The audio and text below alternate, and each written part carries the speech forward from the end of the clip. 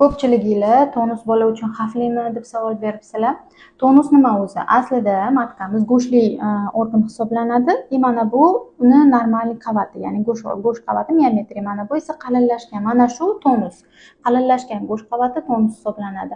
Har bir srokni o'ziga yarasha sababi bor. Masalan, hozir ko'rib turgan kartinangizda bolajonimiz 10 haftalik va bu yerda ko'pincha sabab bo'ladi.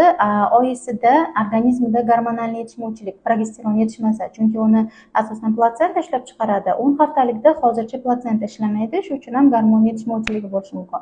Bundan tashqari, gazlar ichaklaringizdagi yoki ich qotishlari, mana shularning hammasi tonus keltirib chiqaradi. Agar tonus dam olganingizda yoki birozdan keyin o'tib ketadigan bo'lsa, butunlay xavfsiz o'ylamang. Agar doimiy qattiq og'riq bo'lib, pastga qovuqqa tortib og'riq berayotgan bo'lsa, uni davolatish kerak bo'ladi. Aynan bu tonus xavflimi, xavfsizmi, o'zingizda aniqlash mumkin.